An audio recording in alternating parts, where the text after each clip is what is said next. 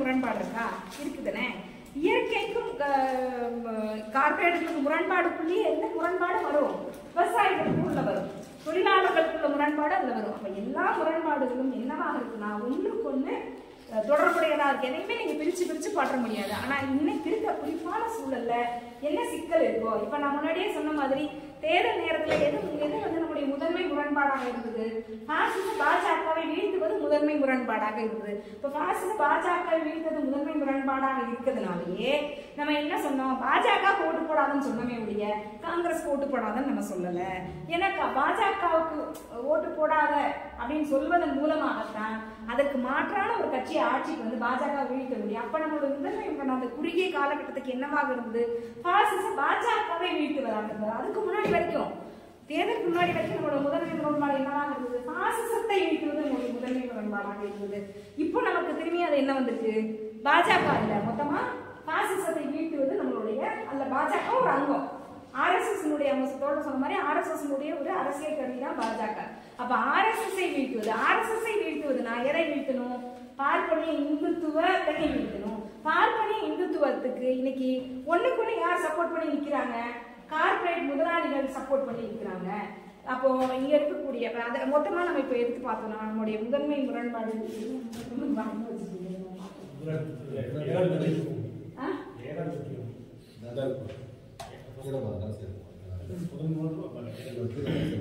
ஒருபுறம் ஏகாதிபத்திய கார்பரேட் அதிகார முதலாளித்துவ நிலப்புற வர்க்கங்களின் கூட்டணிக்கும் மறுபுறம் பரந்த வெகுஜன மக்கள் பிரிவுக்கும் இடையிலான முரண்பாடு.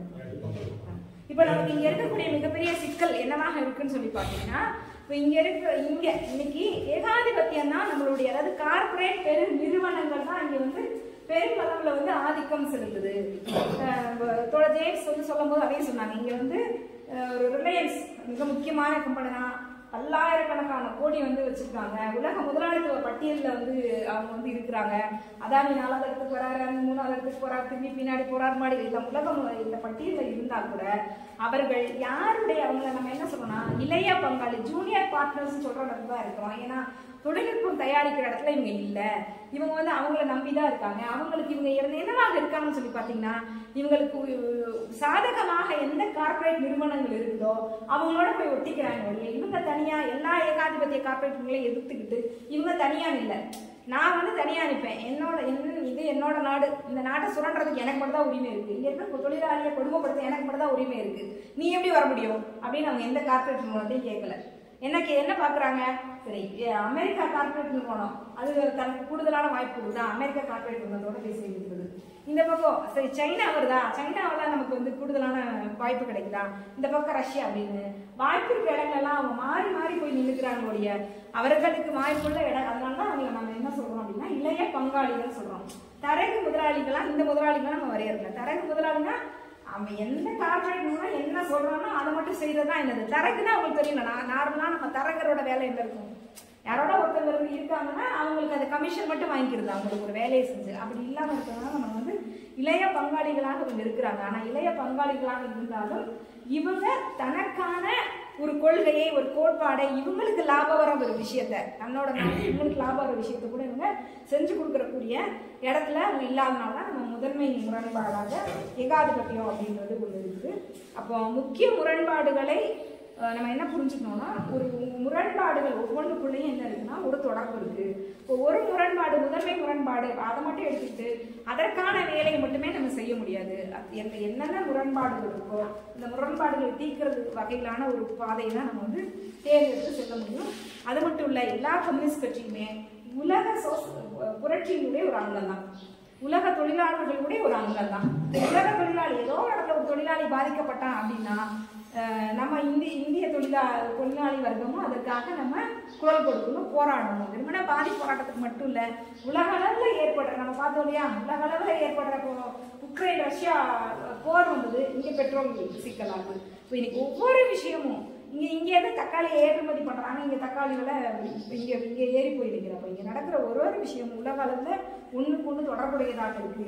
அப்போ நம்ம புரட்சியினுடைய, நம்ம வந்து உலக புரட்சியினுடைய ஒரு அங்கமாகத்தான் இந்திய புரட்சியை நம்ம வந்து பார்க்கிறோம். தனித்து வந்து இந்தியாவில ஒரு புரட்சியை நம்ம ஏற்படுத்த முடியும். ஏற்படுத்தினாலும் நம்மளுடைய அல்டிமேட் எய்மா, அதாவது இறுதியான ஒரு விருப்பமாக, ஆசையாக, இல்லை நம்முடைய கடமையாக இருப்பது என்னன்னு சொல்லி பார்த்தீங்கன்னா, உலக புரட்சியின் ஒரு அங்கமாக இந்திய புரட்சியை மாற்றுவது தான் நம்முடைய விருப்பமாக இது இருக்க முடியும். அதே மாதிரிதான் நம்ம முன்னாடியே பார்த்த மாதிரி சாதி, இங்க இருக்கக்கூடிய சாதி என்பது வந்து மிகப்பெரிய அளவில் தொழிலாளர்களை பாகுபடுத்துது, மக்களை பாகுபடுத்துது. ஒரு ஒரு குறிப்பிட்ட இன மக்களை வந்து தீண்டத்தகாதவர்களாக இன்னைக்கு வரைக்கும் வந்து ஒதுக்கி வைக்குது, கல்யாணம் பண்ணா கொண்டு போடுது. இப்போ இந்த சூழல்ல இங்க இருக்கக்கூடிய ஒடுக்கப்பட்ட மக்களை அவர்களுக்கு என்று நம்ம ஒரு தனியான ஒரு பிரிவை தான் சாதி ஒழிப்பு இயக்கம். சாதி ஒழிப்பு இயக்கம் அப்படின்றத நம்ம வந்து ஒன்று உருவாக்கியிருக்கோம். சாதி ஒழிப்பு இயக்கத்துல ஜனநாயக சக்திகளையும் நம்ம வந்து எப்பயுமே வந்து நம்ம என்ன நினைச்சு கூடாதுன்னா, சாதி ஒழிப்பு இயக்கம் என்பது வந்து தலித்துகளுக்கான சிக்கலை தீர்க்கிற ஒரு இயக்கம், இந்த தலித்துகளுக்கான பிரச்சனையை தீர்க்கிற ஒரு இயக்கம், தலித்துகளுக்கான இடஒதுக்கீடு வாங்கி கொடுக்குற இயக்கம். அது எல்லாமே தான் இருக்கும். அது இல்லாமலாம் இருக்காங்க, அது இல்லாம இருக்க முடியாது. ஏன்னா ஒடுக்கப்பட்ட மக்களாக இன்றைக்கு இங்க இந்திய சமூகத்துல தலித் மக்கள், பழங்குடியின மக்கள் இருக்கும்போது என்ன நம்ம புரட்சியின் மாதிரி மிக முக்கியமா என்ன சொல்றோம், அவருக்கான பஞ்சமி நிலத்தை மீட்டு கொடுப்பது. என்னைக்கோ உறுதி கொடுத்துருக்கு இந்த அரசு, அவங்களுக்கு நிலங்களை ஒதுக்குச்சு. ஆனா நிலங்கள் என்ன, நிலமற்றவருக்கு நிலம் அப்படின்னு ஒண்ணு வந்தது. எப்போ வந்தது பாத்தீங்கன்னா, அது வந்து ஒரு வீட்டுல ஏமாத்துறதுக்காக கொண்டு வந்த ஒரு விஷயம் தான். தெலுங்கானால போராட்டம் வந்து பத்தி எரிஞ்சுக்கிட்டு இருக்குது. விவசாய மக்கள் உழுவதற்கு நிலம் கொண்டோன்ற அந்த நம்மளுடைய அந்த பதாகையை உயர்த்தி பிடிச்சி நொறுக்கிட்டு இருக்காங்க. எல்லாம் சிதறி ஓடிட்டு இருக்காங்க. ஓடி இருக்க நேரத்துல வந்து பாத்தீங்கன்னா, நேருடைய ராணுவம் வந்து அவங்களை வந்து ஒடுக்குது. இந்த பக்கம் வினோபாவை வந்து ஒரு இயக்கம் ஆரம்பிக்க வைக்கிறாங்க, பூமி தான இயக்கம். இதெல்லாம் நிறைய வச்சிருக்கவங்களாம் தானம் பண்ணுங்க, நாம வந்து இந்த அன்னதானம் எல்லாம் பண்ணுவாங்களா, அந்த மாதிரி பூமி தான இயக்கம் நடத்துறாரு. நிலம் அதெல்லாம் வச்சுக்கலாம், கொஞ்சம் நிலம் கொடுங்க, நிலம் கொடுப்போம் அப்படின்றதெல்லாம் ஒரு டைவர்ஷன்லாம் வந்து நடக்குது. அப்போ அந்த அதுக்கப்புறம் அது என்ன ஆகுதுன்னு சொல்லி பார்த்தீங்கன்னா, சரியான ஒரு புரட்சிகர தலைமை இல்லாமல் உடைய தெலுங்கானா போராட்டம் என்பது வந்து ஒரு வீரம் செறிந்த வரலாற்று இருந்தாலும் அதோட முடிவு வந்து என்னன்னு சொல்லி பார்த்தீங்கன்னா, ஒரு சோகமான, நம்மெல்லாம் இன்ற வரைக்கும் அது வந்து ஒரு படிப்பை எடுத்துக்கொள்ளக்கூடிய ஒரு முடிவாக தான் வந்து போகுது. ஏன்னா அன்றைக்கு அதுல விவசாய சங்க தலைவரான அப்போ சிபிஐ தான் இல்லையா, அவர் கூட பின்னாடி வந்து சிபிஐ கட்சியினுடைய பொதுச் செயலாளர் ராஜேஷ் அவர் வராரு. ரொம்ப தவறான ஒரு முடிவு இருக்குது. பாதியிலேயே அந்த என்ன தவறானதுன்னா, அந்த விஷயத்தை கைவிடுறாங்க, மக்களை வந்து திரும்பி வந்து போக சொல்லிடுறாங்க. அடக்குமுறை ஒரு காரணம், தத்துவார்த்த நம்மளுடைய சிக்கல் ஒரு காரணமாக இருந்தாலும் மிகப்பெரிய அடக்குமுறையும் அடுக்கப்படுது. தெலுங்கானா இதில் போராடின அந்த பெண்களுடைய கதைகள்லாம் நம்ம படித்தோம்னா அவ்வளோ ஒரு அவங்களுடைய வீரம் ஒரு பக்கம் நமக்கு வந்து, நமக்கு ஒரு வீரத்தை கொடுத்தாலும் இன்னொரு பக்கம் சோகமாக இருக்கும். அவங்க சொல்கிறாங்க, நேற்று வரைக்கும் நான் போராடினேன், நேற்று வரைக்கும் எனக்கு நிலம் என் கையில் கிடைக்கும்னு நீங்கள் சொன்னீங்க, நான் போராடியாக வெளியே வந்தேன், இன்னைக்கு திரும்பி போய் வீட்டில் போய் என்னை சமைக்க, இப்படியே ஒரு பெண் அந்த ஆய்வு கட்டுரையில் சொல்லியிருக்காங்க, நிறைய பேர் போய் ரிசர்ச் பண்ணுறது, நீங்கள் திரும்பி போய் வீட்டில் போய் சோறாக்க சொல்கிறீங்க, நான் எப்படி வந்து சோறாக்க முடியும்னால அப்படின்னு கேட்குறாங்க. நான் போராடி இல்லையா, எனக்கு ஏன் என்னோட நிலம் கிடைக்கல அப்படின்னு சொல்லிட்டு. அப்போ அதே மாதிரிதான் தபால்கா, இது மாதிரியான போராட்டங்கள் எழுச்சிகள் எல்லாமே இருந்தாலும் இன்றைக்கு வரைக்கும் நிலமற்ற ஏழைகள் இருக்காங்க, நிலமற்ற தலித்துகள் இருக்காங்க. இந்த பழங்குடியின மக்கள் இன்னும் மோசம். அவங்களுக்கு வந்து ஒரு தன்னுடைய இருந்த இடத்த பட்டா போட தெரியாதனாலே இன்னைக்கு வந்து அவங்க வந்து அந்த இடத்துல இருக்க முடியும். அவ்வளவுதான், அவங்களுக்கு தெரிஞ்சது. இந்த அவங்க இருந்த இடத்துலலாம் அவங்க என்ன பண்ணிட்டாங்க, அவங்களுக்கு தெரிஞ்சது போனாங்க, ரெஜிஸ்டர் ஆஃபீஸர் ரெஜிஸ்டர் பண்ணிட்டாங்க, பட்டா வாங்கிட்டாங்க. இது இந்த தொழில் ஒரு சாதாரண ஒரு தொழில்நுட்பம் தான், ஒரு அறிவு தான். இந்த அறிவு குறைபாடு இருந்ததுனாலே இன்னைக்கு வரைக்கும் இடம் இல்லாம யார் இருக்காங்க பாத்தீங்க, லட்சக்கணக்கான பழங்குடியின மக்கள் வந்து நிலமற்றவர்களாக இருக்கிற இடம் இல்லாட்டமாக துரத்தி அடிச்சுட்டு இருந்தாங்க. இங்கே கூட இப்போ மாஞ்சோலையில பார்த்தோம், அவ்வளோ பேர் வந்து ஒரு கிட்டத்தட்ட 300-400 குடும்பம் அந்த இடத்த விட்டு இன்னைக்கு வந்து காலி பண்ணிட்டு போகக்கூடிய ஒரு சூழல் வந்து இருக்கு. அப்போ நம்மளுடைய திட்டத்துல மிக முக்கியமா என்ன இருக்குன்னு சொல்லி பார்த்தீங்கன்னா, பஞ்சமி நிலத்தை மீட்டு கொடுத்தல். நம்முடைய சாதி ஒழிப்பு இயக்கம் என்பது தலித் மக்களுக்கான கட்டாயமா அவங்க ஒடுக்கப்படுற இடத்துல எல்லாம் அவங்களுக்கான அனைத்து இதையும் செய்து கொடுக்குற மாதிரி, அது நம்ம யாரெல்லாம் இணைக்கணும், ஜனநாயக ஆற்றல்களை இணைக்கணும். இல்ல சாதிய சிக்கல் என்பது தலித் மக்களுடைய சிக்கல் மட்டும் இல்லை, அது பிற்படுத்தப்பட்ட மக்களுடைய சிக்கலுமாக தான் இருக்குது, மிகவும் பிற்படுத்தப்பட்ட மக்களுடைய சிக்கலுமாக தான் இருக்குது. இப்ப இங்க இருக்கக்கூடிய இந்த பார்ப்பனிய இந்துத்துவம் என்பது ஒவ்வொருத்தரையும் ஒரு படிநிலை தான் வச்சிருக்கு, தலித் மக்களை மட்டும் இல்லை. அது நம்ம என்ன நினைச்சிட்டு இருக்கோம், அடிக்கடி மனோரம் தொடர்பு சொல்லுவாங்க, அதாவது காலேஜில் வந்து இவங்க பிசி கோட்டால தான் அவனே சீட் வாங்கிட்டு வந்திருப்பான், ஆனா தலித்தை பார்த்துட்டு ஏ கோட்டா அப்படின்னு சொல்லி சொல்லுவாங்க அப்படின்னு. அப்போ நம்ம பிற்படுத்தப்பட்ட மிகவும் பிற்படுத்தப்பட்ட மக்களையும் இந்த சாதியம் என்பது வந்து எப்படி எல்லாரையும் வந்து கொடுமைப்படுத்துவதா இருக்கு, எப்படி வந்து நம்மளை பாகுபடுத்துது, எது அப்படி நம்மளுடைய உரிமைகளை பெற விடாமல் இன்னைக்கு வரைக்கும் தடுத்து நிறுத்துவதாக இருக்குது.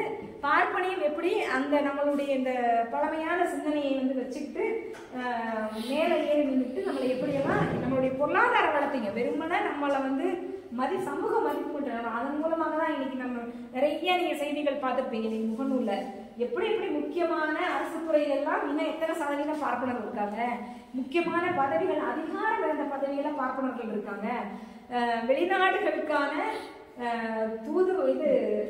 என்ன சொல்றது தூதுவர்கள் வெளிநாட்டு தூதுவர்கள் அது எல்லாமே வந்து 100% வந்து அவர்கள் தான் வந்து இன்னைக்கு வந்து இருக்கிறாங்க தூதரகத்துல.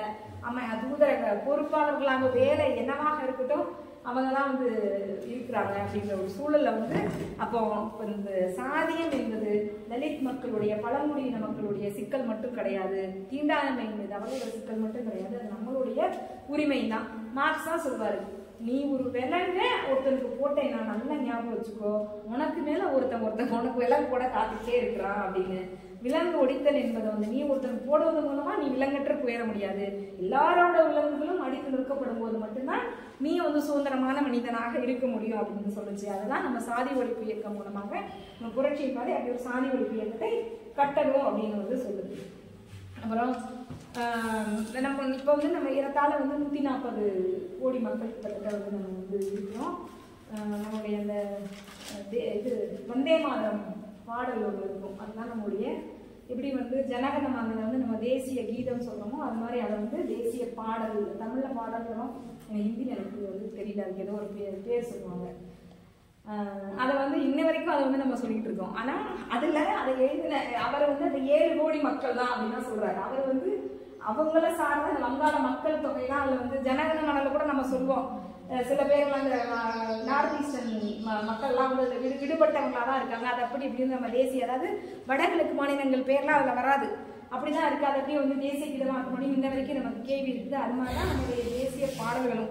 அதுக்கு நம்ம பாரதியார் கூட வந்து சொல்றாரு, 30 கோடி முகமுடையால் இந்தியாவோட ஒட்டுமொத்த அவரோட காலத்துல 30 கோடி இருக்குது, இனியில் சிந்தனை ஒன்றுடையாள் அப்படின்னு சொல்றாரு. என்ன சிந்தனை அன்னைக்கு இருந்தது 30 கோடி மக்களுக்கும்? இங்க இருக்கக்கூடிய பிரிட்டிஷ் ஆட்சியை வெள்ளையனே வெளியேற்றணும், வெளியேற்றிட்டு நம்ம மக்கள் நம்மளை ஆளணும் அப்படின்ற ஒரு சிந்தனை ஒட்டுமொத்த சிந்தனையோட நம்ம இருந்தோம் அப்படின்றது. அப்ப 140 கோடி மக்கள் இன்னைக்கு இருக்கிறோம். அதுல வந்து ஒரு 2 வந்து ரொம்ப மினிமமா தான் இருப்பாங்க, பெரும் முதலாளிகளாக இல்ல தரகு முதலாளிகளாக இல்ல ஏகாதிபத்தியத்துக்கு அடிப்படைஞ்சவங்களாக இருக்கக்கூடியவங்க பாத்தீங்கன்னா மிஞ்சி போனா ஒரு 2.5 கோடி இருப்பாங்க, இல்ல ஒரு 3 அதுவே அதிகபட்சம் நான் சொல்றது. இப்ப மத்த அத்தனை மக்களுக்குடைய வாழ்க்கை தேவை என்பது அவங்களுடைய வாழ்க்கையில அவங்களுக்கு தெரியல. அவங்களோட வாழ்க்கை தேவை என்னவா இருக்குது? இத்தனை மக்கள் 140 கோடி 2 கோடியை விட்டுருங்க, 5 கோடியை கூட விட்டுருங்க, 10 கோடியை விட்டுருங்க, 130 கோடியை கூட வச்சுப்போம். 130 கோடி மக்களுடைய சிந்தனையை நம்ம என்னவா மாற்றணும்?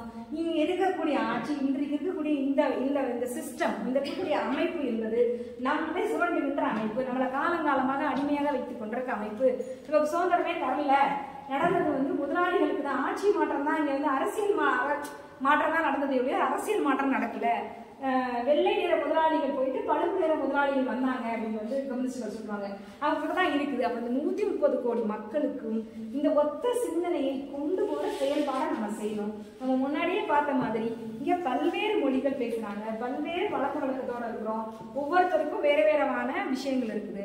அப்போ அந்தந்த மாநிலங்கள் அவங்கவங்க பகுதியில் இருக்கக்கூடிய மக்களை அணிதிரட்டுவதற்கான நம்ம ஆக்கப்பூர்வமாக அறிவியல் பூர்வமாக என்ன சொல்லுவோம் ஆர்டிஸ்டிக்கா நம்ம எப்படி அவங்க வந்து ஒருங்கிணைக்க முடியும் அப்படின்ற ஒரு சிந்தனையோட நம்ம வந்து அவங்கள வந்து ஒருங்கிணைக்க வேண்டிய தேவையும் அவசியம் இருக்கு. வேற நாட்டை விட நமக்கு ஒரு சிக்கலாக தான் இருக்குங்க. வேற வேற மொழி பேசுறோம், வேற வேற பண்பாடு வந்து கடைபிடிக்கிறோம். ஆனா இப்போ பேசிட்டு இருக்கோம் அப்படின்னு ஞாபகத்துக்கு வருது. என்ன பண்பாடுகள் உணவு பழக்க வழக்கம் எல்லாமே மாறுறதா இருந்தாலும் இந்த கார்பரேட் வந்து இன்னைக்கு ஒரு விஷயத்த வந்து சரியா செஞ்சு வச்சிருக்கான். என்னன்னா எல்லா இடத்துலையும் ஏதோ ஒரு இடத்துல நம்மளால ஒரு சரகுல வந்து நினைக்கிறோம். இன்னைக்கு நீங்க பாத்தீங்கன்னா எவ்வளோ குக்கிராமத்துக்கு போனாலும் லேஸ் பாக்கெட் இல்லாத குக்கிராமமே கிடையாது. காலைல மனோகர் தொடர் சொன்ன மாதிரி இன்னைக்கு கோகோ பெப்சின்னு தான் இன்னைக்கு நமக்கான ஒரே குளிர்பானம், வேற குளிர்பானமே இல்லை. உலக கிரிக்கெட் போட்டி தான் நமக்கு ஒரே போட்டி, வேற ஒரு போட்டியும் கிடையாது. ஏதோ ஒரு இன்னைக்கு அவன் மிக மோசமான ஒரு மாற்றமாக இருந்தாலும் ஒரு விதத்துல இன்னைக்கு பண்பாடு, ஒற்றை பண்பாடு தான் இருந்துச்சுட்டே இருக்கான். பல மக்களுடைய பண்பாடுகள் இருக்கு, பல விஷயங்கள் இருக்குது.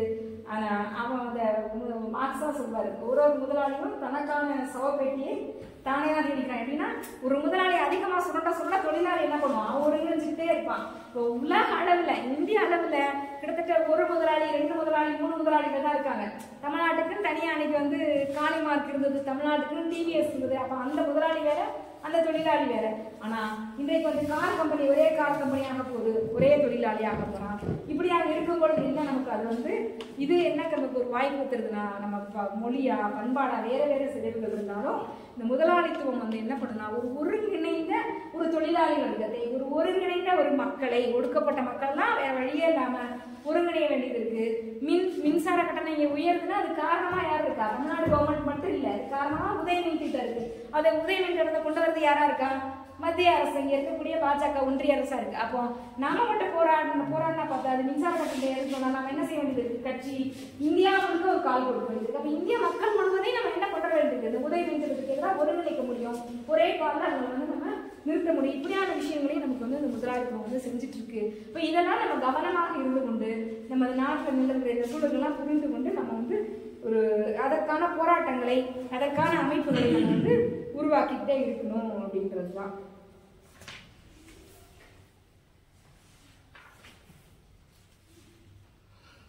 அதுக்கப்புறம் நிலமற்ற விவசாயிகள். இன்னைக்கு விவசாயம் என்னவாயிடுச்சுன்னா, நம்ம இந்திய சமூகத்தை பொறுத்தவரைக்கும் சிறு குறு விவசாயிகளோட எண்ணிக்கை தான் அதிகம். ஒரு பண்ணை விவசாயமோ பணக்கார விவசாயிகளோட காட்டிலும் சிறு குறு விவசாயிகளோட எண்ணிக்கை அதிகம். அப்போ நம்ம ஒரு விவசாய சங்கம் உருவாக்குறோம். கூலி விவசாயிகளுக்கான சங்கம், சிறு குறு விவசாயிக்கான சங்கம் அப்படின்னு வேணா நம்ம உருவாக்குறோம். இதுல மிக முக்கியமா நம்ம செய்ய வேண்டியது என்னன்னு சொல்லி பாத்தீங்கன்னா, கூட்டுறவுகளை உருவாக்குவது.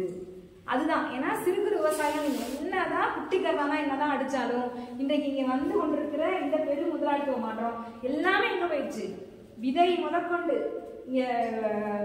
யாருதான்? நம்ம பெரு முதலாளிகள் தான். நம்ம அதாவது பன்னாட்டு நிறுவனங்களுக்கு இதுதான் இருக்குது.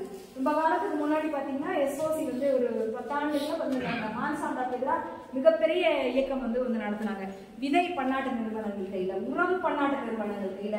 விதைக்கு அதாவது ஒரு பாட்டு கூட வரும், நான் மாடு போல உழைச்சாலும் ஒரு நல்ல பாட்டு, அது எம்ஜிஆர்.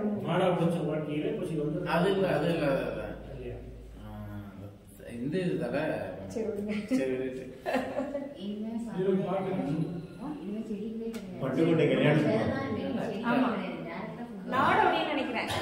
காடு வெள்ளம் வச்சா நமக்கு கையங்காலம் தானே மிச்சம், காடு வெள்ளம் வச்சா நமக்கு கையங்காலம் தானே மிச்சம்ன்ற மாதிரி என்ன எல்லாமே பகிர்வா யார்? அவங்கதான் மொத்தமா. இன்னைக்கு வயல்ல நெல் விளைவிக்கிற விவசாயி கூட மொத்தமா கொண்டு போய் போட்டுட்டு ரேஷன் கடையில் அரிசி வாங்கி சாப்பிடுகிற ஒரு கொடுமையான ஒரு காலகட்டத்தில் நம்ம இருக்கிறோம். அப்போ நம்ம புரட்சியின் பாதை என்ன சொல்லுதுன்னு சொல்லி பார்த்தீங்கன்னா, கூட்டுறவுகளை உருவாக்குவதன் மூலமாக அந்த விவசாயத்தை நிக்க வைக்க முடியும். எனக்கு லாபமே இல்லாத நம்ம எவ்வளவு காலம் பார்த்துக்கிட்டே இருக்க முடியும்? இதுதான் செஞ்சுட்டு ஓடி போயிடுவாங்க, எதுவுமே இருக்க முடியாது. இப்போ கூட்டுறவுகளை உருவாக்குவது, கூட்டு பண்ணைகளை உருவாக்குவது, அதன் விவசாயத்தினுடைய வேலைகளாக அதுவும் இருக்குது அப்படின்றத நம்மளுடைய புரட்சி நம்ம சொல்றோம். கூட்டு பண்ணைகள், கூட்டு உரிமைகளாக அவங்கள எடுத்துட்டு வரணும் அப்படின்றதான்.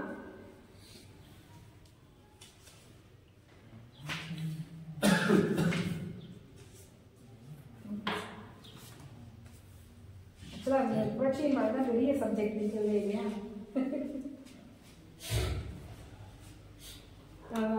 காலைல நம்ம பேசிட்டு இருந்ததான் பட்டுக்கோட்டை. இப்பவுமே பட்டுக்கோட்டை தான் நமக்கு எப்பயுமே துணைக்கு வருவாரு. தானா எல்லாம் மாறும் என்பது பழைய பொய்யடாமா. இப்போ தானா இது நம்ம எதுவுமே தானாக மாறாது. இப்போ அதற்கான ஒரு முயற்சிகளை ஒவ்வொரு அதாவது ஒவ்வொரு தோழரும் ஒவ்வொரு அமைப்பும் நம்மளுடைய ஒவ்வொரு குழு வந்து அதற்கான விஷயங்களை நோக்கி நம்ம நகரணும். அப்படி நகரும் பொழுது நம்ம வந்து குறிப்பாக எதை வந்து மனசுல வச்சுக்கணும் அப்படின்றதான் இதெல்லாம். விவசாய சங்கத்தை நம்ம கட்ட போறோம் அப்படின்னா எதைனா புரட்சியின் பாதை வந்து நமக்கு வந்து வழிகாட்டுது, என்னெல்லாம் செய்ய சொல்றாங்க.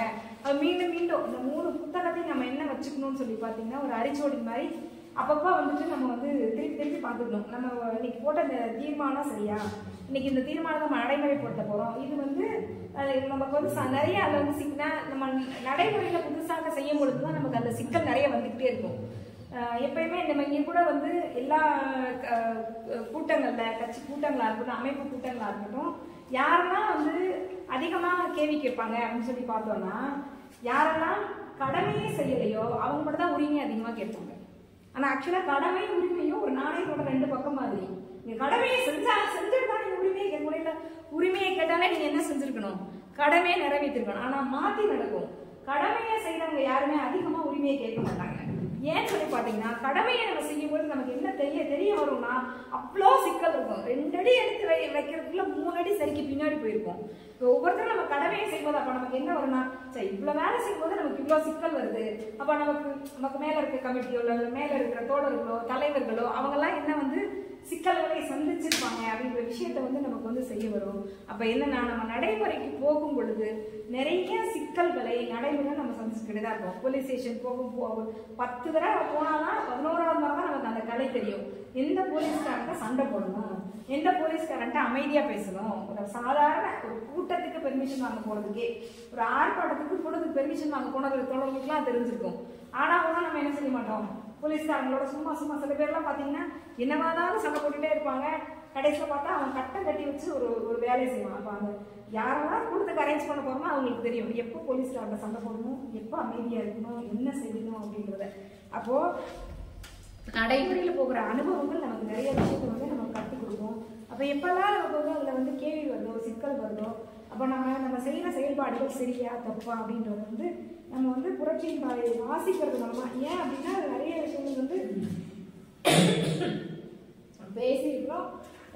தலித் மக்களை எப்படி கையாளுவது, அவர்களுடைய சிக்கலை எப்படி தீர்ப்பதுன்ற விஷயமா இருக்கட்டும். இஸ்லாமிய மக்கள் நான் முன்னாடியே சொன்ன மாதிரி ஒற்றுமை போராட்டம் நமக்கு நான் என்ன வரும், நான் ஒரு பெண்ணு இஸ்லாமியர்கள் வந்து பெண்கள் எப்படிலாம் கொடுமைப்படுத்துறாங்கன்னு நான் பார்ப்பேன். எனக்கு அப்போ எந்த ஒரு இஸ்லாமிய கட்சி மேலேயோ எந்த இஸ்லாமியத்தோட ஆண்டோட மேலே கண்டிப்பா என்ன வரும், ஒரு வெறுப்பு வரதான் செய்யும். நீ என்ன பாடுபடுத்துறேன், என்னோட எண்ணத்தை இப்படிலாம் கொடுமைப்படுத்துறேன். ஆனா அதையெல்லாம் தாண்டி அவங்க நான் ஒற்றுமையாக நேசமாக இருக்க வேண்டிய விஷயத்தை வந்து நமக்கு வந்து இந்த விஷயம் தான் நமக்கு வந்து உணர்த்துதான் இருக்குது.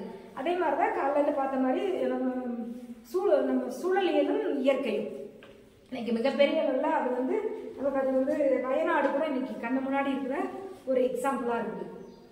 புத்தர் வந்து ஒரு விஷயம் சொல்றாரு, இந்த உலகத்துல இருக்க அத்தனை கோடி மக்களுக்கும் இப்ப வந்து அது மில்லியன் வச்சுப்போம், இந்தியான்னு கூட வச்சுக்கலாம். இந்தியாவில் 140 கோடி மக்களும் சந்தோஷமாக வாழ்வதற்கான அனைத்து வளங்களும் இருக்கு. பொதுவாக என்ன சொல்லுவாங்கன்னா எல்லாமே விலைவாசி ஏறி போச்சு, வந்து தட்டுப்பாடா இருக்கு, வேலையின்மை, வேலை இல்லை, நான் இவ்வளவு ஜனப்பெருக்கு அதிகமாயிடுச்சுங்க. அன்னைக்கு இருந்த வரையா இருக்காங்க, இன்னைக்கு இவ்வளவு மக்கள் கூட்டிட்டாங்க, ஜனப்பெருக்கு அதிகமாயிடுச்சுன்னா எப்படி வேலை கிடைக்கும், எப்படி சோறு கிடைக்கும் அப்படின்னு புத்தர் அழகா சொல்றாரு. இந்த உலகத்துல இருக்க அத்தனை கோடி மக்களுக்கும் தேவையான வளம் இருந்திருக்கு. ஆனா ஒரே ஒரு மனிதனுடைய பேராசைக்கு இங்க அளவே இல்லை, இங்க இடமே இல்லை. செவ்வாய் கிரகத்துக்கு போவான், புதன் கிரகத்துக்கு போவான், எங்கெல்லாம் வாய்ப்புக்கோ வந்து போயிட்டு தான் இருக்கான். ஏன்னா ஒரு பேராசைக்கு இடமே இல்லை. அந்த மாதிரி இந்த முதலாளித்துவ காட்டுற பேராசைக்கு அளவே இல்லாம தான் என்ன ஆகிட்டு இருக்குன்னா சூழலியல்ல வந்து நமக்கு இன்னைக்கு மிகப்பெரிய சிக்கலை சந்திச்சுட்டு இருக்கோம். அதற்கு எதிரான போராட்டங்களை மக்கள் நடத்திட்டு இருக்காங்க. நம்ம கூட உள்ள மனுகளை எதிர்ப்பு போராட்டத்துல இருந்து நிறைய பிரச்சனைகளை பார்க்கிறோம். எல்லா சிக்கலும் நம்ம அந்த இந்த மாதிரியான சூழலியலுக்கு கேடு விளைவிக்கக்கூடிய இங்க இருக்கக்கூடிய இயற்கை வளங்களை சுரண்டுகின்ற கார்பரேட் கம்பெனிகளுக்கு எதிரான அமைப்புகளையும் நம்ம உருவாக்கணும், முன்னணி அமைப்புகளை உருவாக்கணும், கூட்டமைப்புகளை உருவாக்கணும். கூட்டமைப்பு உருவானா அதில் போய் நம்ம வந்து அதில் வந்து நம்ம வந்து பங்களிப்பு செய்யணும் அப்படின்றதையும் நமக்கு வந்து செய்கிறாங்க. உலக அளவில் வந்து இதுக்கான ஒருங்கிணைப்பு வந்து ஒன்று ஏற்படுத்தி கொண்டே இருக்குது. அதனால நம்ம அந்த உலக அளவில் ஏற்படுற செய்திகளை நம்ம படிக்கிறதும் ரொம்ப சிம்பிளான ஒரு விஷயம், ஒன்றுமே இல்லை. எங்கே பார்த்தாலும் பிளாஸ்டிக்கை தவிர்ப்போம், பிளாஸ்டிக்கை வந்து எடுத்துட்டு கடைக்கு போகாத அப்படின்னு ரொம்ப ஒரு பிரச்சாரம். அதுக்கு அந்த பரப்புரை செய்யறதுக்கு தமிழ்நாடு அரசு வந்து பல கோடிக்கணக்கான பணம் வந்து செலவு பண்ணுது. விளம்பரங்கள், தொலைக்காட்சியில் விளம்பரம் வருது, அச்சடிச்சு விளம்பரம் வருது, செய்தித்தாளில் வருது, எல்லா இடத்துலையும் வந்து அதுக்கான விளம்பரங்கள் வந்துகிட்டே இருக்குது. ஆனால் மக்கள் ஒருபோதும் ரொம்ப குறைவான பேர் தான் கேட்குறாங்க. ஒருபோதும் கேட்கல, இல்லை திக்னஸ் கீழே இருக்க ஒரு பிளாஸ்டிக் பையன் நீ ஏன் வந்து உற்பத்தி பண்ணுறேன், அது தீங்குன்னு தெரியுது. அந்த பிளாஸ்டிக் பையை போட்டால் மண் வளம் போகுதுன்னு தெரியுது, தண்ணி பிரச்சனை வருதுன்னு தெரியுது, மழை வெள்ளம் அதனால வருதுன்னு தெரியுது, அங்கங்கே அடைச்சிக்குன்னு தெரியுது. ரொம்ப எளிதான கேள்வி என்ன கேள்வி, இவ்வளோ திக்னஸ் கீழே இருக்கிற பிளாஸ்டிக் பையில் ப்ரொடக்ஷன் இருக்குது, இவ்வளோதானே ப்ரொடக்ஷன் இருக்குன்னா யார்கிட்ட இருக்குது நீ இவ்வளோ கோடிக்கணக்கான பணத்தை வந்து நீங்கள் செலவழிச்சு விளம்பரம் பண்ணி ஏன் பணத்தை செலவழிச்சு என்னையே வந்து ஒரு சிக்கலுக்குலையும். ஆனால் நடைமுறை இன்னைக்கு சாத்தியமற்றதா இருக்குது, வேறு எதுவுமே இல்லைன்னா மக்கள் வந்து இன்னொரு விஷயத்துக்கு பழகுவாங்க. இருக்கிற வரைக்கும் எளிதான விஷயத்துக்கு எல்லாரும் இப்படிதானே, எல்லா மனிதர்களும் சுகபோகமாக வாழ்வதற்காக எல்லா உயிர்களும் அதான் விரும்பும். அது உயிரினுடைய அடிப்படையானது. ஒவ்வொரு உயிரோட அடிப்படை என்ன, மகிழ்ச்சியாக இருக்கணும், மகிழ்ச்சியாக இருக்கணும், சுகபோகமாக வாழணுன்றத ஒவ்வொரு உயிரோடைய அடிப்படை உரிமை. அப்போ எது இலகுவா கிடைக்குதோ, எது ஈஸியாக இருக்குதோ அதுதான் மனிதர்கள் நோக்கி போவாங்க. மனிதர்கள் இல்லை, எல்லா உயிரினங்களும் அதை நோக்கி தான் போகும். அப்போ மனிதர்கள் போக தான் செய்வாங்க. நீங்கள் பரப்புரை மூலமெல்லாம் அதை தடுக்கவே முடியாது. அது என்னைக்கு அது உற்பத்தி எடுத்துறீங்களோ அப்போ கரெக்டாக மாற்றத்துலேயும் அவங்களே போக ஆரம்பிப்பாங்க. இது மாதிரி சின்ன சின்ன விஷயங்களை கூட நம்ம ரொம்ப வந்து நுணுக்கமாக கவனிச்சு அதை வந்து மக்கள்கிட்ட வந்து என்ன செய்ய வேண்டியதுன்னா உரையாட வேண்டிய தேவை இருக்குது. அப்படி இல்லை நான் சூழலியல் இன்னைக்கு ஏற்பட்டு இருக்கிறதுலனா நம்ம நிறைய சயின்ஸ் ஃபிக்ஷன் படத்துலலாம் பார்த்துருப்போம். ஓடுங்க அவங்க வராங்க அப்படின்னு வரும், பின்னாடி பார்த்தீங்கன்னா வண்டுகள் அப்படியே கோடிக்கணக்கான வண்டு மனுஷங்களை தோர்த்திட்டு வர மாதிரியான காட்சிகள்லாம் வருது. அதெல்லாம் வந்து கற்பனை காட்சிகள் அல்ல, ரொம்ப சீக்கிரமாக என்ன இருக்கும் நடைமுறைக்கு வரும். இப்போ கூட நம்மளுடைய செம்முகில் வந்து சொல்கிறாங்க இனிமேல் அதாவது தாவரமே இல்லாமல் போயிடும். இப்போ தாவரமே இல்லாமல் போனால் குறிப்பிட்ட பல உயிரினங்கள் அழிஞ்சு போகும். இன்னைக்கு தேனீகளோட எண்ணிக்கை வந்து இல்லாமல் போயிட்டு இருக்கு. தேனி இல்லைன்னா மகரந்த சேர்க்கை நடக்காது. நிறைய விஷயங்கள் நமக்கு வந்து புதிதாக தாவரங்களோ வந்து இல்லாம போகும். ஒரு குறிப்பிட்ட ஒரு வகையான உயிரினம் வளர்ந்துகிட்டே போகும். அது என்ன பண்ணும், நம்மளையும் தாக்க வரும். அப்ப நம்ம பார்க்குற ஆங்கில படத்துல பார்க்குற அவைகள்லாம் கற்பனை காட்சிகளா இருக்காது. நம்மளும் ஒரு காலத்துல என்ன செய்யணும், ஓடுங்க தவளைகள்லாம் துரத்திக்கிட்டு வருது, மனுஷங்களை சாப்பிட்ற தவளையா மாறி போது ஓடுங்க அப்படின்னு சொல்லக்கூடிய ஒரு சூழலை நம்ம சந்திக்க போற காலம்லாம் ரொம்ப வெகு காலம்லாம் வந்து கிடையாது. முன்னாடிலாம் வேணா நமக்கு சில விஷயங்கள் அப்படிலாம் நடக்காது, கற்பனையா இருக்கும்னு நினைக்கலாம். ஆனா கோவிட் பெருந்தொற்றுக்கு அப்புறம் நம்ம ஒரு விஷயத்தை கண்டிப்பாக வந்து உணர்ந்தே ஆகணும். நம்ம எதிர்பாராத விஷயங்கள், நம்ம கற்பனை கூட பண்ண முடியாத விஷயங்கள்லாம் நடக்கிறதுக்கான எல்லா சாத்தியங்களும் இருக்கு. இந்த சாத்தியங்களை தடுத்து நிறுத்தணும்னா மிக முக்கிய அடிப்படை தேவையா என்ன இருக்குன்னா, குறைஞ்சபட்சம் மற்ற விஷயங்களை அடுத்தடுத்து செஞ்சாலும் சூழலியல் காப்பு என்பது வந்து மக்களுடைய அடிப்படை விஷயமாக இருக்கு. அந்த சூழலியல் காப்புக்கான அமைப்புகளை உருவாக்குவது, அதை வளர்த்தெடுப்பது, அதை நீங்கள் முன்னணியோட வேலை செய்யலாம். நம்மளே தனித்து ஒவ்வொரு பகுதியிலையும் குறைந்தபட்சம் இளைஞர் அமைப்பாக இருந்ததுனால் இளைஞர் அமைப்பு என்ன நம்ம சென்னையிலாம் 2-3 ஏரியை வந்து போராட்டம் பண்ணி தான் காப்பாற்றுனாங்க. ஒரு ஏரியெல்லாம் மிகப்பெரிய போராட்டம் நடக்கலன்னா அது மொத்தமாக வந்து அதை அழிச்சு வச்சுட்டு போயிருப்பாங்க. 2-3 ஏரிகள் காப்பாற்றப்பட்டிருக்கு. சில வேலைகள்லாம் செய்கிறாங்க. அப்போ நம்ம பகுதியில் இருக்கிற நீர்நிலைகளை காப்பாற்றுவது, நம்ம பகுதியில் இருக்கிற சுற்றுப்புற சூழலை மாசுபடுத்துகிற மாதிரி கம்பெனிகள் வந்து அதற்கு எதிரான போராட்டங்களை நடத்துவது, குவாரிகள்லாம் இன்னைக்கு நிறைய அங்கங்கே வந்து வந்துகிட்டே இருக்குது. வயநாடை வந்து நம்ம கண்ணு முன்னாடி இப்போ ஒரு எக்ஸாம்பிள் இருக்குது, அதை முன்னாடி காமிச்சு அப்போ எப்படி வந்து அது இங்கே இருக்கக்கூடிய மக்களுடைய வாழ்க்கையை பாதிக்கும் மக்கள்கிட்ட நம்ம எடுத்துகிட்டு போகிறது மூலமாக நம்ம கட்டாயமாக ஒரு சூழல் காப்பதற்கான, இயற்கையை காப்பதற்கான ஒரு சூழலை அமைப்புகளை நம்மளால் கட்டாயமாக உருவாக்க முடியும். அந்த மாதிரி அமைப்புகளையும் நம்ம வந்து உருவாக்கணும் அப்படின்றது தான். அதுக்கப்புறம் பெண்களை அணி திரட்டுவது. இன்னைக்கு மனுவாதம் இங்கே நடக்கக்கூடிய அத்தனை கொடுமைகளும் காலகாலமாகவே வந்து பெண்கள் அடிமைப்படுத்தப்பட்டிருக்காங்க. திரும்பியும் இடையில போராடி சில உரிமைகள்லாம் நமக்கு கிடைச்சது. கம்யூனிஸ்டுகள் போராடினாங்க, ஜனநாயக வருதுன்னு எவ்வளவு நேரம் 6 மணி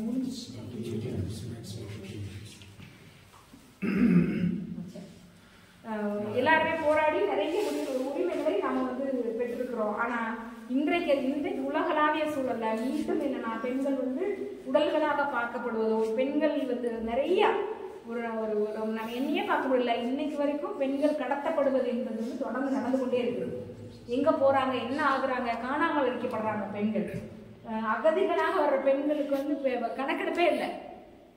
இப்ப லட்சக்கணக்கான பெண்கள் உலகத்துல வந்து இன்னைக்கு வரைக்கும் பாத்தீங்கன்னா பல லட்சக்கணக்கான பெண்கள் கணக்குல வராம காணாம போயிருக்காங்க. இப்ப இறந்துட்டாங்கனால இறந்துட்டாங்க, ஒரு பானையில் வல்லூருக்கு உள்ளாகப்பட்டு இறந்துருக்காங்க, தற்கொலை செஞ்சு இறந்துருக்காங்கன்னா ஒரு லிஸ்ட் இருக்கு. ஆனா பல லட்சக்கணக்கான பெண்கள் என்ன வானாங்கன்னே தெரியல. இருக்காங்களா இல்லையா, இல்ல எங்க இருக்காங்க, என்ன வானாங்க, இது மாதிரியான எதுவுமே இல்லாம மீண்டும் பெண்களை கடத்துவது என்பதும் குழந்தைகளை கடத்துவது என்பதும் இன்னைக்கு வந்து திரும்பியா நடந்து கொண்டிருக்குது.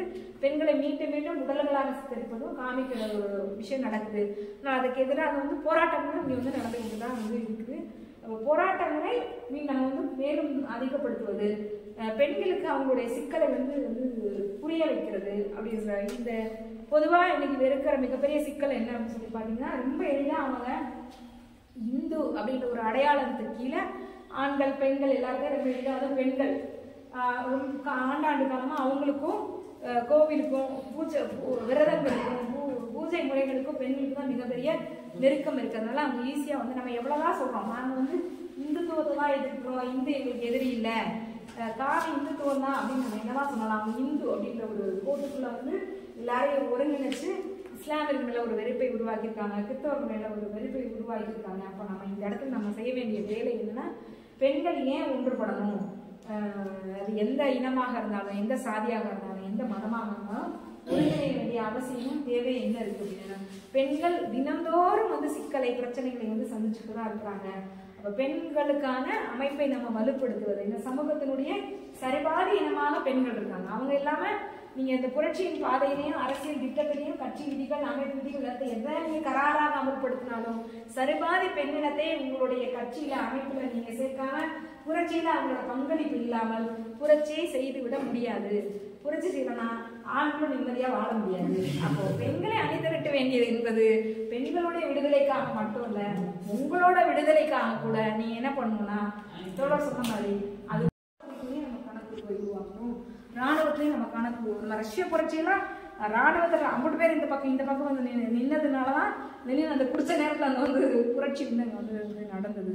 அங்கேயும் நமக்கான குழுக்களை உருவாக்கணும். அதற்கான ரொம்ப கவனமா காவல்துறை ராணுவத்திலையும் குழுக்கள் கட்டும்போது ரொம்ப கூடுதலான கவனங்களோட நம்ம அந்த வேலைகளை செய்ய வேண்டிய அவசியமும் தேவையும் இருக்குது.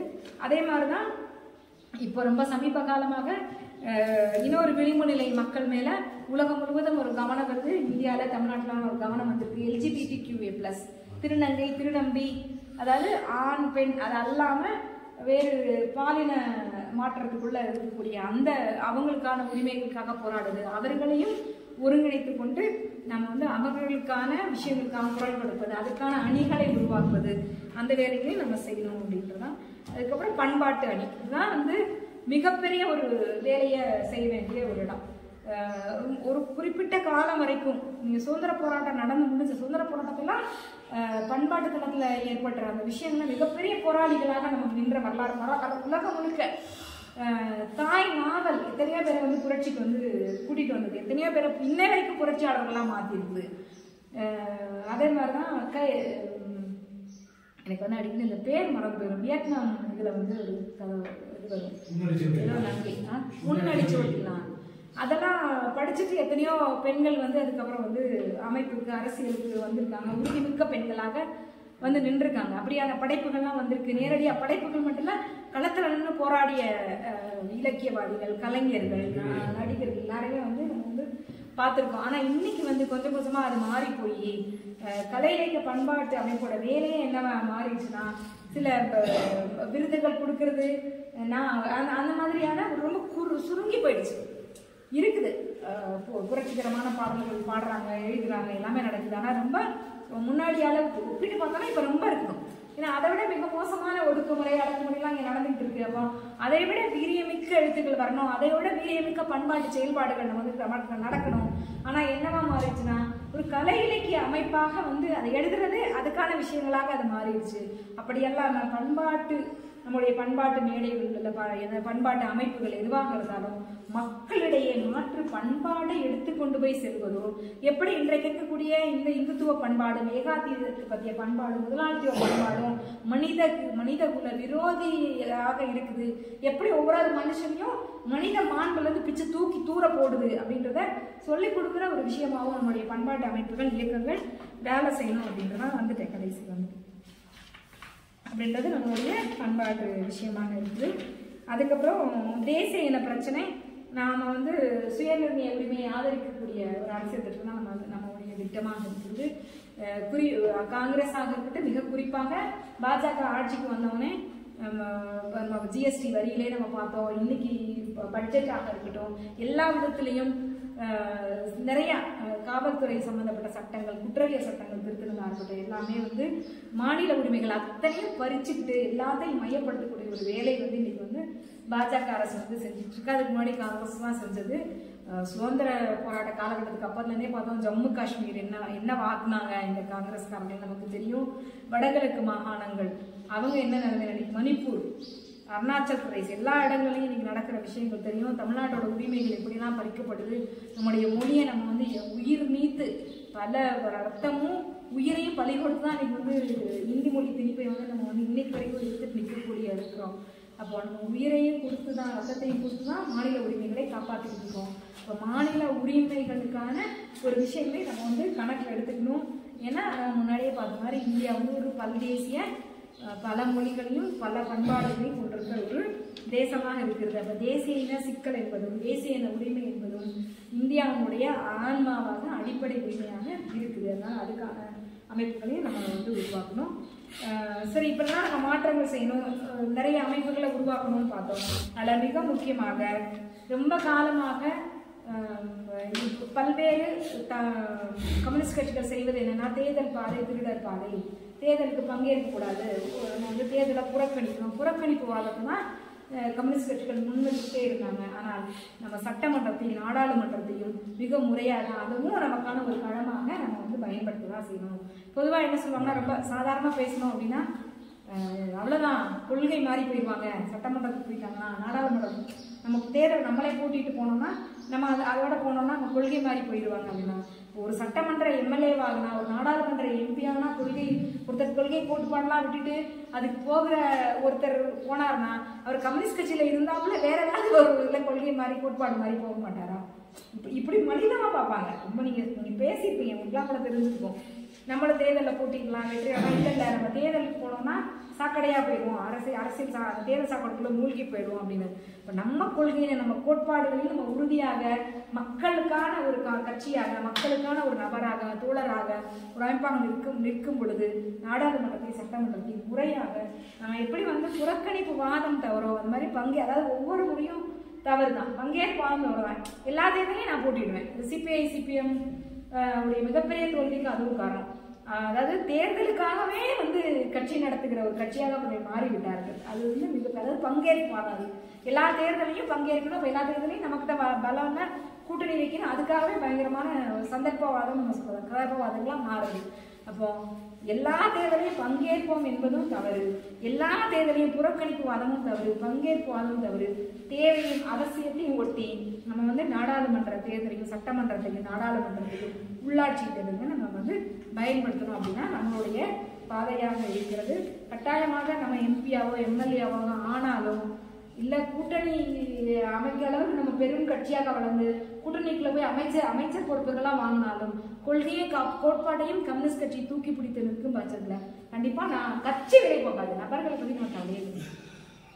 ஒரு நபர் அமைச்சராக ஒரு நபர் விலை போகலாம், அது போகாமல் இருக்கலாம், என்ன வேணா இருக்கலாம். ஏன்னா நம்ம சிபிஐ சிபிஎம்மோட வரலாறை பார்க்கும்போது சிபிஐ எல்லாம் பார்த்தீங்கன்னா எனக்கு அடிக்கடி பேர் மறந்துடும், தப்பாக பேர் சொன்னீங்கன்னா திருத்திட்டோங்க. ரணதிவே அதுக்கு முன்னாடியாவது அவங்கெல்லாம் பார்த்தீங்கன்னா ரொம்ப கழிவிறக்கமாக சுயவிமர்சனம் பண்ணியிருக்காங்க. சுயவிமர்சனம் ரொம்ப முக்கியமானது. ரணதீவெல்லாம் சொல்றாரு, நான் கட்சியோட முதுகுல குத்திட்டேன் ஐயோ அப்படின்லாம் அழுகிறாரு. அப்படியெல்லாம் அதாவது அது என்னன்னா அது ஒரு கழிவிறக்கம். எந்த கம்யூனிஸ்ட் வந்து கழிவிறக்கலாம் படத்தில்லை, நான் தவறு செய்தேன் தவறு நான் திருத்திக்கிறேன் அப்படின்றதான் கழிவிறக்கமாக நம்ம வந்து இப்படிலாம் சொன்னா ஓடி போயிடுவோம் கட்சி. அப்படிதான் நடந்தது, அதனால சொல்றேன். அதான் நம்மளுடைய வரலாறாக இருக்குது. ஏதோ ஒரு நபர் நம்ம கூட்டணி அமைச்சரான அவர் மோசமா போனாங்க, கட்சி ஒரு போதும் கோட்பாடையும் கொள்கையும் தூக்கி பிடிக்கிற கட்சி என்றைக்குமே வந்து விலை போகாது. நபர்கள் விலை போவதை பற்றி நம்ம ஒருபோதும் கவலைப்படணும். ஆனால் அதுக்காக ஒரு விஷயத்த செய்யாமல் இருக்கக்கூடாது. ஒரு நபர் தவறு செய்வார்ன்றதுக்காக கட்சி முக்கியமான அவசியமான விஷயத்தை வந்து கோட்பாடு ரீதியாக கைவிடக்கூடாது அப்படின்ற ஒரு விஷயம்தான். ஏன்னா நமக்கு வந்து சிபிஐ சிபிஎம் வந்து என்ன நம்புறாங்க அப்படின்னா நாடாளுமன்ற சட்டமன்றத்தின் மூலமாகவே வந்து இங்கே வந்து ஒரு மாற்றத்தை கொண்டு வர முடியும். நம்ம ஆட்சியில் வந்துடுவோம், கேரளாவில் நம்ம ஆட்சியில் வந்துட்டோம், மேற்கு வங்கத்தில் ஆட்சியில் வந்துடும். இது மூலமாக எல்லா இடத்துலையும் ஆட்சியை பிடிச்சி நமக்கான ஆட்சியை வந்து உருவ முடியல. ஆனால் பாரிஸ் கம்யூன் நடந்து முடிஞ்சதுக்கு அப்புறம் தோல்வி நமக்கு தெரிஞ்சு போச்சு. மிகப்பெரிய அனுபவம் அப்படிதானே ஆச்சு. அங்கே இருக்கக்கூடிய முதலாளித்துவ கட்சி சீர்திருத்தம்லாம் செய்யும், தொழிலாளர்களுக்கு வீடு கொடுத்துரும், தொழிலாளர்களுக்கு வேலை உரிமை கொடுத்துரும், அந்த உரிமை கொடுத்துரும், இந்த உரிமை கொடுத்துரும் நம்பினாங்க. பாரிஸ் கம்யூன் நடந்து முடிச்சிருக்கோம். ஆனால் என்ன நடந்தது? ஒன்றும் இல்லை. கம்யூனிஸ்டுகள் வந்து மக்கள் வந்து தோற்கடிக்கப்பட்டார்கள். மக்கள் புரட்சி வந்து தோற்கடிக்கப்பட்டது.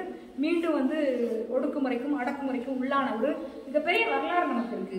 அப்ப அதனால நம்ம என்ன சொல்றோம்னா, நாடாளுமன்ற சட்டமன்றத்தின் மூலமாக மட்டுமே புரட்சியை ஏற்படுத்திவிட முடியாது நமக்கு தெரியும். ஆனா நாடாளுமன்ற சட்டமன்றத்தை புறக்கணிப்பதன் மூலமாகவே நீங்க வந்து மக்கள்கிட்ட எல்லா விஷயத்தையும் புரட்சிகர மாற்றத்தையும் கொண்டு வர முடியாது அப்படின்றதையும் நம்ம வந்து தெரிஞ்சுக்கணும்.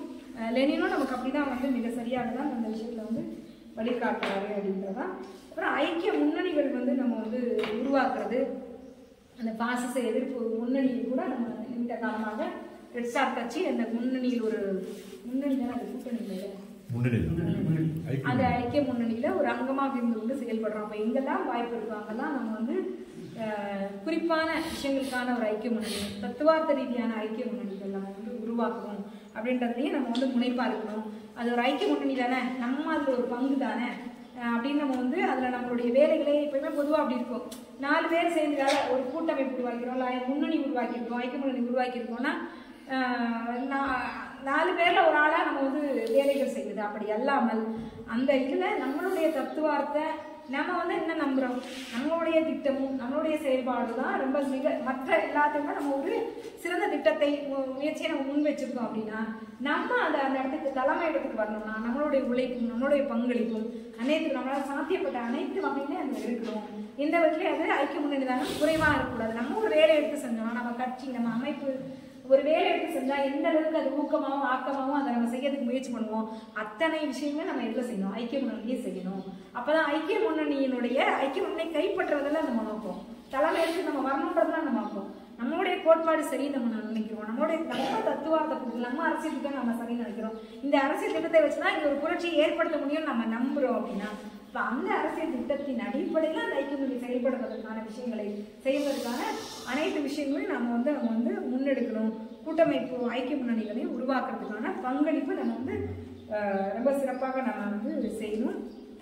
அதே மாதிரி அடிப்படை முரண்பாடுகள்ல வேறுபடாம சின்ன சின்ன விஷயங்களுக்காக வேறுபட்டு இருக்கிற கட்சிகளையும் ஐக்கிய முன்னணி என்பது எல்லா கட்சிகளையும் சேர்ந்து ஒரு பாசிச எதிர்ப்பு ஐக்கிய முன்னணி ஒன்று கட்டுறோம். ஐக்கிய முன்னணியாக குறைந்தபட்ச செயல் திட்டத்தை வச்சுட்டு இந்த அரசை வீழ்த்துவதற்கான ஒரு செயல் திட்டத்தை நம்ம எடுக்கலாம். அது அல்லாம எல்லா கட்சிகளையும் அடிப்படை முரண்பாடுகள் அல்லாமல் சிறு சிறு வேறு விஷயங்கள்ல வேறுபட்டு கொண்ட கட்சிகளையும் ஒருங்கிணைத்து ஒன்றுபட்ட ஒரு கட்சியை உருவாக்குற ஒரு வேலையும் வந்து ரெட் ஸ்டார் கட்சி செய்யணும். அப்போ நம்மளுடைய நட்பு சக்திகளாக யாரெல்லாம் நம்ம கருதுறோமோ அவர்களோடான உறவு என்பது ஒற்றுமை போராட்டம், தவறான விஷயத்துக்கு அவங்களோட போராடுவது, அதுவும் நேசம் மிகுந்த ஒரு போராட்டத்தை நடத்துவது, ஒரு பகையாக அணுகாமல் நேசம் மிகுந்த ஒரு போராட்டத்தை நடத்துவது, ஒற்றுமையை பலப்படுத்துவதற்கான விஷயங்களை செய்வதாக வந்து நம்ம வந்து இருக்கணும். இப்படியான ஒரு பாதையில நம்ம வந்து பயணிச்சோம் அப்படின்னா எதையெல்லாம் இந்திய கம்யூனிஸ்ட் கட்சி வரலாற்றுல இன்றைய வரைக்கும் ஒரு ஒன்றுபட்ட ஒரு கம்யூனிஸ்ட் கட்சி இந்தியாவில் உருவாகவில்லை. எந்த ஒரு கட்சியுமே மிகப்பெரிய அளவில் ஒரு பட்டாளி வர்க்கத்தை அணிதிரட்டி அதை வந்து தலைமை கொண்டு வந்து அரசியல்படுத்தி வர வழியில எந்த கம்யூனிஸ்ட் கட்சியுமே இது வரைக்கும் இந்தியாவில உருவாகலை. ஆனால் நாம வந்து எல்லாரும் ஒருங்கிணைஞ்சு ஒரு அரசியல் திட்டத்தையும் அதற்கான ஒரு புரட்சியின் பாதையை நம்ம வகுத்தளிச்சிருக்கோம். இதை நம்ம வந்து அந்த தத்துவார்த்தத்தையும் அந்த கோட்பாடையும் இந்த நடைமுறைகளையும் நம்ம வந்து உள்வாங்கி அதன்படி செயல்படுத்தினால் இங்க இருக்கக்கூடிய சிதறி கிடக்கின்ற பல்வேறு கம்யூனிஸ்ட் கட்சிகளை, இயக்கங்களை, ஜனநாயக ஆற்றல்களை அனைவரையும் ஒருங்கிணைந்து கட்டாயமாக ஒரு மாற்றங்களை பாய்ச்சலாக நம்மளால வந்து செய்ய முடியும். அவர் பாய்ச்சலாக பல்வேறு இடத்துல நடந்திருக்கு. அப்படிதான் வந்து புரட்சி நடக்கும். நீங்க வந்து மக்கள் வந்து இப்படி இருக்கிறாங்கன்னு இல்லை, எப்போ வந்து ஒரு மக்கள் எழுச்சி எழும், இந்த முதலாளித்துவ அரசும் நம்ம இனிமே இந்த முறையில ஆட்சி செலுத்தினா ஒண்ணுமே செய்ய முடியாது அப்படின்னு இந்த அரசு உணரணும், மக்களும் அதை உணரணும். இந்த அரசு உணரணும்னா இதுக்கு எதிர்ப்பதற்கான போராட்டங்கள் வந்து வலுவாக நடக்கும்போது மட்டும்தான் அந்த அரசு வந்து உணரும். அப்படியான ஒரு போராட்டங்களை நாம் வந்து முன்னெடுத்து நடத்துவோம். கம்யூனிஸ்டுகள் மட்டுமே இந்த உலகத்துல அனைத்து மக்களுக்குமான வாழ்க்கையை வந்து உருவாக்கி தரதுக்கான கோட்பாட்டை தத்துவத்தை உள்ளடக்கியவர்கள். நம்ம கடைபிடிக்கும் போது அனைத்து மக்களுக்குமான ஒரு உலகமாக, பாட்டாளிகளுக்கான ஒரு உலகமாக, தோழர் சொன்ன மாதிரி ஒருவர் அனைவருக்குமாகவும் அனைவரும் ஒருவருக்காக அப்படிங்கிற ஒரு உலகம் வந்து